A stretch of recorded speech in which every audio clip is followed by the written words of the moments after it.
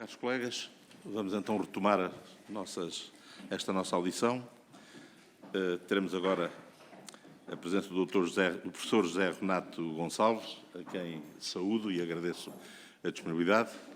Portanto, é uma personalidade com um currículo e um perfil razoavelmente diferente da pessoa que ouvimos anteriormente, mas os senhores deputados tiveram a oportunidade de ver o seu currículo e agora terá 10 minutos para expor as razões da sua candidatura e aquilo que achar mais conveniente, após que os deputados dos grupos parlamentares que quiserem intervir colocarão questões até 4 minutos e o Sr. Professor terá, no final, um tempo de resposta equivalente ao somatório das intervenções dos deputados.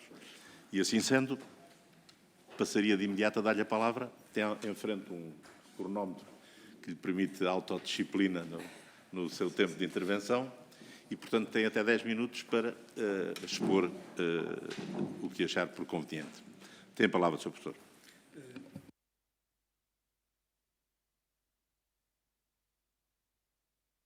E a todos os senhores deputados, naturalmente presentes, é naturalmente para mim uma grande honra poder ser recebido em audição aqui por esta comissão, presidida pelo senhor deputado e naturalmente com esta finalidade de, enfim, de apurar ao fim e ao cabo por que razão é que aceitei, enfim, aquele convite para figurar na lista de pessoas que poderiam, enfim, poderão ser considerados como, não sei se direi, candidatos, enfim, a estas funções.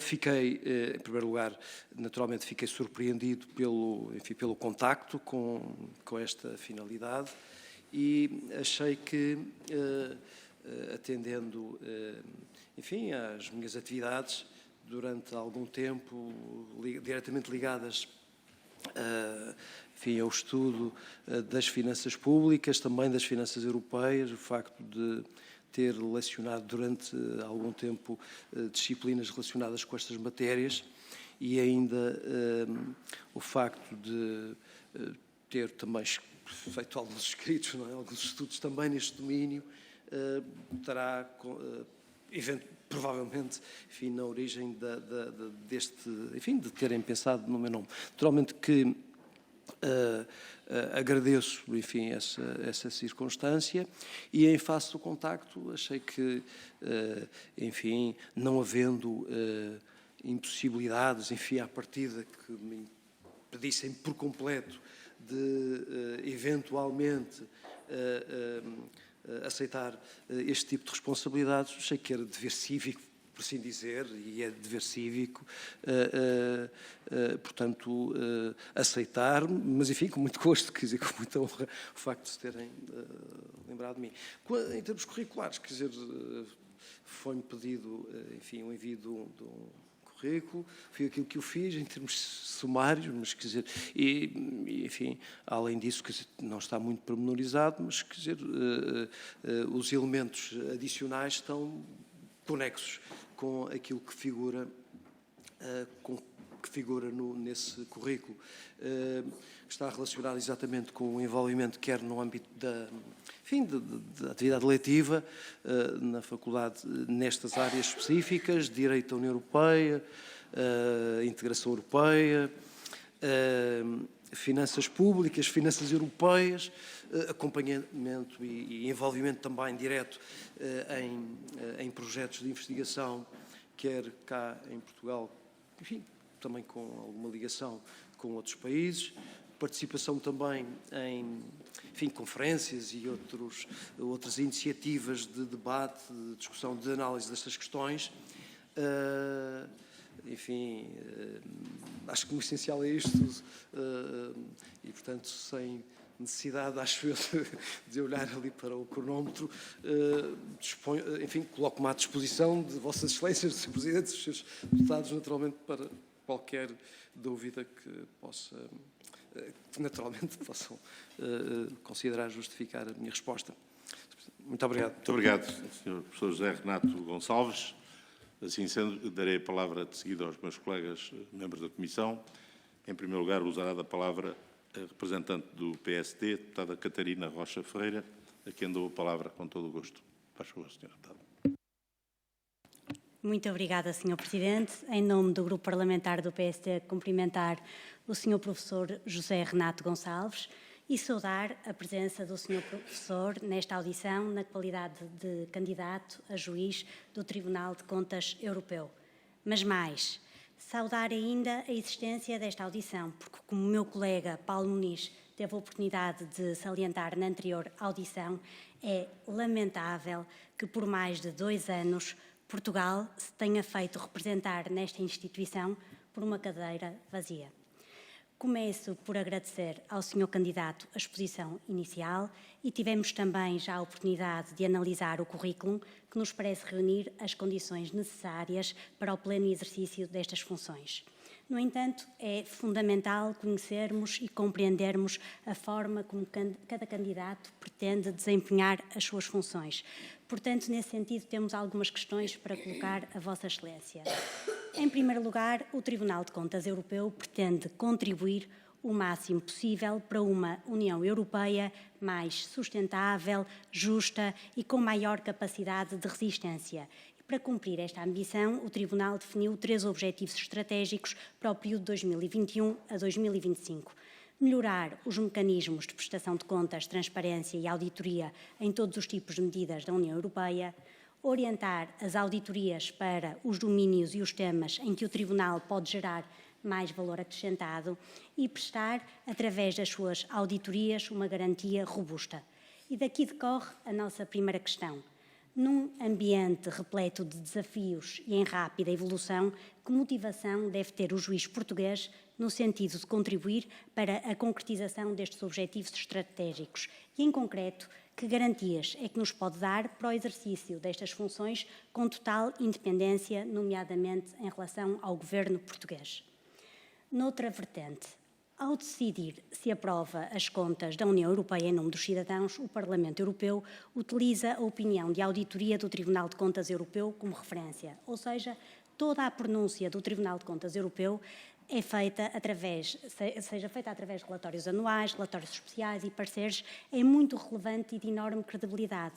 Acresce que o Tribunal de Contas Europeu relembra em inúmeros relatórios que o orçamento da União Europeia é utilizado para todo o tipo de atividades, desde subsídios para a agricultura a subvenções para a investigação ou projetos de infraestruturas de grande escala. Ora, neste contexto, a fraude é um fenómeno muitíssimo complexo e, neste sentido, considera que proteger os interesses financeiros da União em relação à fraude exige esforços abrangentes e sistemáticos também por parte do Tribunal de Contas Europeu, enquanto guardião independente dos interesses financeiros dos cidadãos da União Europeia. E, por fim, e ainda nesta esteira, o relatório especial número 1/2019 do Tribunal de Contas Europeu refere que são necessárias ações para combater a fraude nas despesas da União Europeia. A União Europeia tem de intensificar a sua luta contra a fraude. A União Europeia deve garantir a liderança e reconsiderar o papel e as responsabilidades do seu organismo de luta antifraude, o OLAF, pois o atual sistema de investigação de fraude tem insuficiências intrínsecas. Atualmente, a Comissão não possui informações abrangentes sobre a dimensão, a natureza e as causas da fraude, o que prejudica a eficácia na prevenção da fraude lesiva do orçamento da União Europeia. Nesta sequência, considera que esta é uma realidade que deve preocupar todas as instituições europeias, incluindo o Tribunal de Contas Europeu, e que a cooperação entre as instituições europeias competentes e os Estados-membros deve ser uma constante? Muito obrigada. Obrigado, Sra. Deputada Catarina Rocha Ferreira. Darei agora, de seguida, a palavra ao Grupo Parlamentar do Partido Socialista. Usará da palavra o deputado Miguel Iglesias.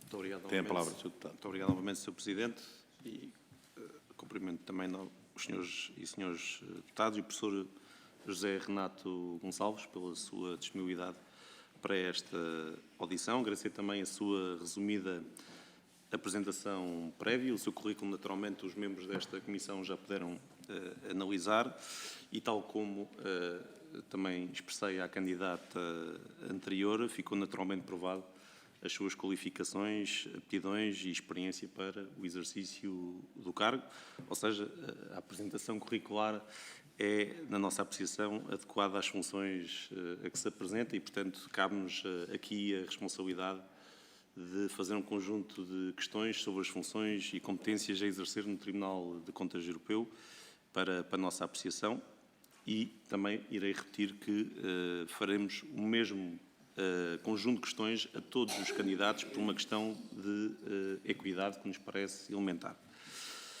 Ora bem, os poderes e os domínios de intervenção do Tribunal de Contas Europeu foram-se alargando desde a sua criação, em 1977, e além de ser uma autoridade com absoluta independência, e seria exatamente nesse âmbito que colocaria a primeira questão, se considera que o Tribunal de Contas Europeu tem um raio de ação adequado face aos objetivos do seu mandato e das suas competências legais no quadro europeu, e se esse trabalho é devidamente considerado e refletido nos mecanismos de controle financeiro das diversas instituições europeias, em particular da Comissão Europeia. Daria como exemplo, novamente, um relatório de auditoria publicado este ano pelo TCE relativamente ao mecanismo de recuperação e resiliência, amplamente noticiado, sendo que falamos num pacote financeiro de 724 mil milhões de euros, que financiam o PRR nacional, e onde o TCE analisou todos os procedimentos e riscos do mesmo, tendo o relatório emitido um conjunto de 5 recomendações. Dessas recomendações, a Comissão Europeia aceitou uma, aceitou parcialmente 2 e refutou outras 2, não apoiando na íntegra as conclusões do relatório, sendo que o mesmo traça semelhanças com o risco de problemas detectados com outros fundos europeus, bem como o facto de, quando o dinheiro é transferido para os Estados-membros, passando a ser parte dos orçamentos nacionais, ficar limitado o raio de ação de organismos comunitários como a Procuradoria Europeia ou o Organismo de Luta Antifraude. Perguntava então que observações tem a fazer sobre isto e, por outro lado, se considera que está implícita alguma crítica às autoridades nacionais e às instituições dos diversos Estados-membros, a quem cabe precisamente a competência de auditoria e fiscalização das contas públicas e do erário, sendo que em Portugal o Tribunal de Contas, nos termos da nossa Constituição, tem essa incumbência e goza de uma reputação consensual de zelo e competência acima de qualquer crítica casual. Por outro lado, no que concerne ainda à transparência, convidava-o a partilhar as suas reflexões sobre o papel que o próprio Tribunal de Contas tem desempenhado e deve desempenhar em matéria de reputação e da visão que os cidadãos europeus têm das instituições europeias, mas também no que respeita ao seu próprio funcionamento e ao seu modelo de financiamento. Perguntava ainda que percepção tem sobre a importância do Tribunal num período em que provavelmente muitos cidadãos consideram que as instituições europeias enfermam de um problema de burocracia, de demora, de dificuldade de decisão e execução, e, portanto, valorizam muito mais a celeridade de procedimentos e execução de políticas, de modo a se refletirem mais rapidamente no cotidiano das suas vidas. E, para concluir, gostaria de saber a sua opinião sobre o relatório anual sobre o desempenho do Orçamento da União Europeia, cujo último relatório publicado refere-se ao ano de 2021. Gostaria de ouvir sobre a análise feita acerca dos diversos instrumentos financeiros e políticos, em particular sobre os quadros financeiros plurianuais, sendo que atualmente nos encontramos no quadro 2021-2027, e, nesse sentido, para refletir sobre a melhoria dos processos e metodologias no futuro, portanto, saber se considera adequados a estrutura e o reporte do relatório. Igualmente, se considera que o Tribunal de Contas Europeu tem, em termos organizacionais, nomeadamente em termos de recursos humanos e financeiros, os meios adequados ao cumprimento pleno da sua missão e competências. Muito obrigado. Muito obrigado, Sr. Deputado Miguel Iglesias. E darei agora a palavra ao Grupo Parlamentar da Iniciativa Liberal. Usará da palavra o Sr. Deputado Bernardo Blanco, que é também Vice-Presidente da nossa Comissão. Muito obrigado, Sr. Presidente. Cumprimento o Sr. Professor José Renato Gonçalves. Eu tinha aqui algumas questões, mas como o Sr. Deputado Miguel Iglesias já as colocou a todas, deixe-me só fazer-lhe uma, que penso que não foi colocada, que é perguntar-lhe se considera que cumpre integralmente o critério de independência que o Tribunal de Contas Europeu exige e que não tem qualquer tipo de conflito de interesses depois na ocupação desse cargo, se assim acontecer, obviamente. E, por fim, tendo em conta também aquilo que tem escrito e investigado extensivamente sobre a União Europeia, gostaria de lhe perguntar qual é a área em que pensa que mais pode acrescentar no funcionamento do Tribunal de Contas Europeu. Muito obrigado, Sr. Deputado, pela síntese, a capacidade de síntese das questões que acaba de colocar. Portanto, o Sr. Professor terá agora até 12 minutos para responder ao conjunto das questões. Tem a palavra, Sr. Professor. Muito obrigado, Sr. Presidente. Muito obrigado, Srs. Deputados, todos os presentes e, em especial, evidentemente, aqueles que fizeram o favor de colocar diferentes questões que são, enfim, são muitas delas tão vastas que acho que ser-me-á extremamente difícil conseguir resumir, enfim, tudo aquilo que, enfim, considero sobre a relevância desta, enfim, desta matéria e das competências e das funções desempenhadas pelo Tribunal de Contas Europeu. Eu, enfim, talvez começasse pela última questão que foi colocada e que, de resto, foi colocada por mais do que uma vez, em relação à independência, que, enfim, acho que reúne essas condições, precisamente por, enfim, por circunstâncias talvez essencialmente pessoais e também profissionais, mesmo académicas, o facto de ter estado insistentemente envolvido nessas atividades, e só por essa razão, como é evidente, não tenho, enfim, um envolvimento ativo, permanente em qualquer força política, mas, quer dizer, sem qualquer, evidentemente, sem qualquer, é simplesmente por razões de envolvimento, enfim, insistente com outras atividades e por isso mesmo, mas dada essa, enfim, esse, não direi distanciamento, mas enfim, essa relativa neutralidade, creio que reúno essas condições. Quanto enfim, à visão sobre as funções do Tribunal de Contas Europeu, enfim, eu diria que considero que foi um passo fundamental a decisão histórica de criação, conforme já foi referido, no momento em que foi criado e no contexto em que isso aconteceu, tratou-se, evidentemente, de um avanço impressionante, no sentido do reforço da transparência e, por um lado, da utilização dos dinheiros europeus, por várias razões, desde logo pelo facto de, a partir, sobretudo dos anos 70 e daí em diante, continuamente, sem qualquer tipo de inversão, se terem verificado progressos impressionantes no sentido de aumentar quer as receitas, quer as despesas da União Europeia, e isso naturalmente levou a que politicamente tivesse sido absolutamente necessário avançar no sentido da criação do Tribunal de Contas, com as funções que desde o início são muito amplas, mas que se vieram a reforçar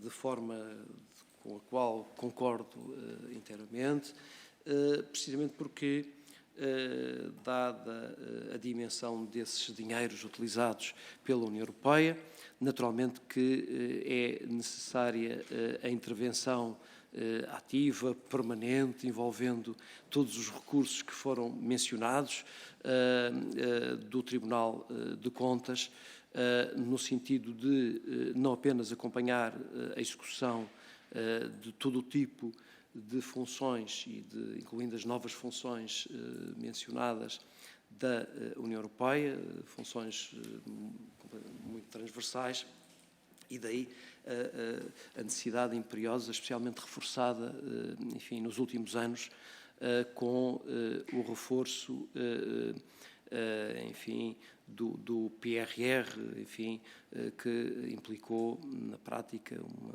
quase duplicação dos recursos europeus. Ora bem, isso naturalmente que obriga a um reforço exatamente da atividade de fiscalização do Tribunal de Contas Europeu, de forma que me parece, em geral, adequada. É uma fiscalização ampla, que olha, por um lado, à legalidade, à conformidade com os tratados e com as diferentes regras orçamentais europeias que têm vindo a ser sucessivamente reforçadas e, em geral, parece-me que bem, embora sem conseguir-se ultrapassar completo todos os desafios, por uma razão que eu iria dizer muito simples, mas que não é nada simples, que é exatamente a circunstância de a utilização dos dinheiros europeus envolver, naturalmente,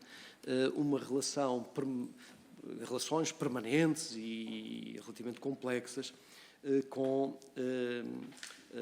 diferentes ordens jurídicas nacionais que não são exatamente iguais e independentemente das regras e dos princípios de reforço, de proteção e de sujeição à fiscalização, de aplicação e execução de todos os dinheiros públicos europeus. Isso decorre dos tratados de forma expressa, mas uma coisa é isso decorrer dos tratados, outra é haver uma projeção, por um lado, na legislação nacional, nem sempre isso acontece, tem-se verificado, enfim, uma progressão nesse sentido, conforme também foi referido, mas, além dessa progressão no plano legislativo, naturalmente que isso obriga a um esforço transversal de todos os órgãos, não apenas responsáveis pela execução, mas também os órgãos responsáveis pela fiscalização e controlo da execução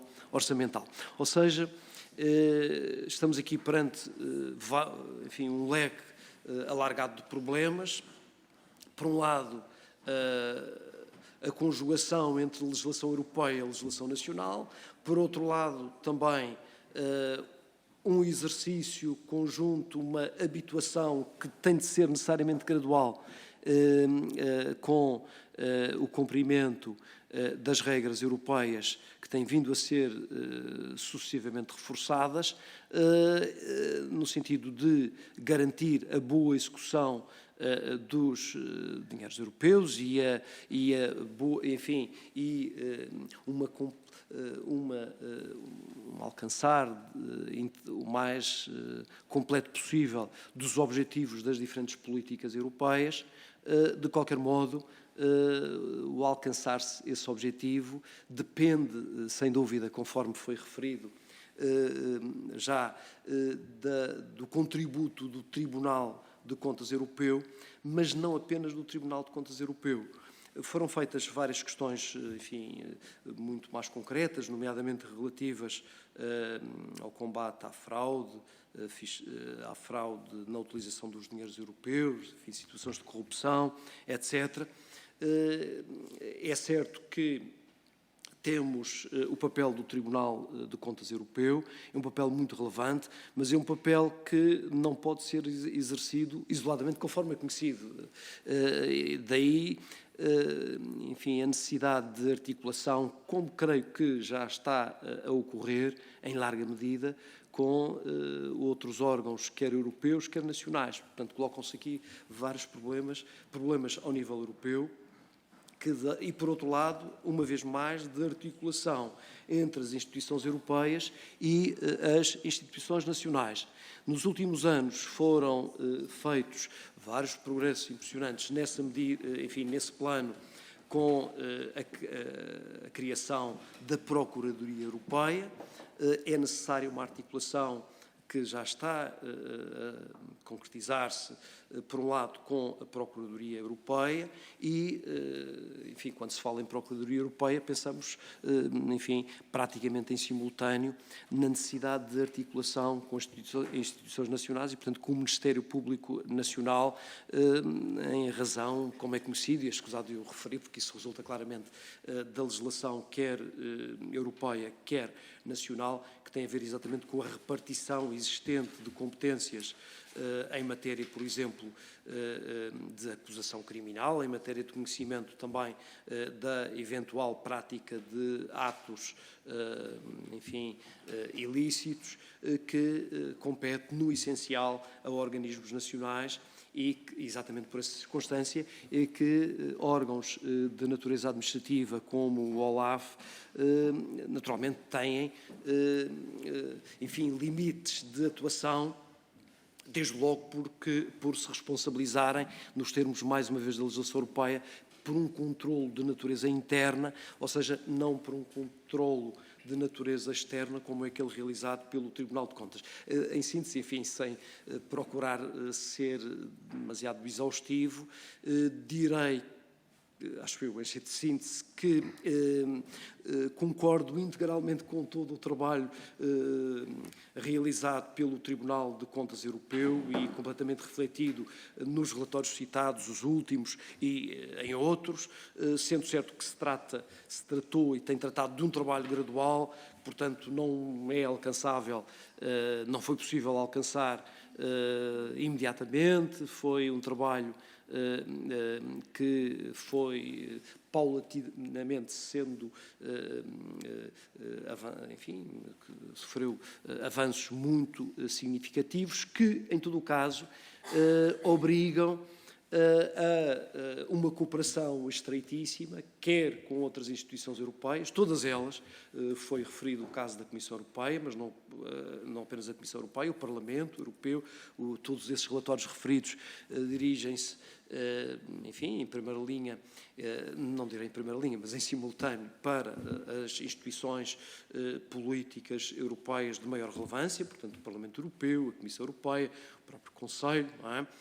Mas também para as instituições nacionais, porque, de facto, as tarefas desenvolvidas pelo Tribunal de Contas Europeu, um pouco à imagem do Tribunal de Contas, dos Tribunais de Contas nacionais, independentemente das diferenças que existem também entre as competências, não apenas quanto ao âmbito, mas a natureza da atividade do Tribunal de Contas Europeu e os Tribunais de Contas nacionais, naturalmente, que são distintos, mas o trabalho tem de ser conjunto por razões decorrentes da circunstância, desde logo, igualmente conhecida, de a execução dos dinheiros europeus não ser realizada apenas por parte das instituições europeias, desde logo a Comissão Europeia à cabeça, mas por parte de agências europeias, mas igualmente por autoridades e outros entes públicos e não só públicos nacionais. E, portanto, as tarefas do Tribunal de Contas obrigam esta interligação, esta intercomunicação permanente entre instituições europeias, instituições nacionais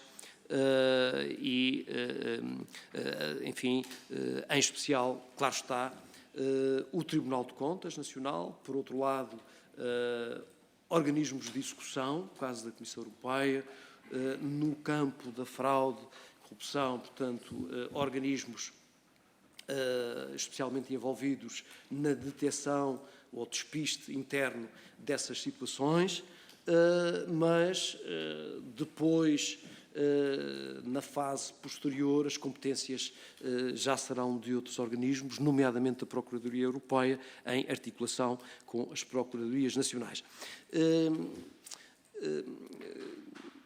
Enfim, direi que, também em jeito de síntese, é absolutamente essencial o papel do Tribunal de Contas na garantia da transparência dos dinheiros públicos, mas não apenas da transparência restrita, enfim, à comunicação e à avaliação das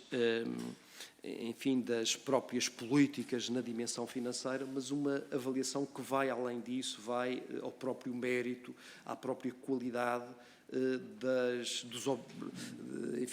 das próprias políticas e da sua adequação às finalidades das políticas e da própria União Europeia no seu conjunto. Ou seja, o papel, as funções do Tribunal de Contas Europeu correspondem a funções de uma verdadeira instituição, como se tornou a partir de anos mais recentes, uma instituição que tem uma palavra qualificada do ponto de vista técnico, transversal, que não se restringe ao plano estritamente jurídico, mas ao plano, enfim, da avaliação das políticas públicas em todas as suas fases, desde a sua projeção à sua concretização e à avaliação efetuada igualmente sobre exatamente a execução das diferentes políticas públicas no quadro do conjunto de objetivos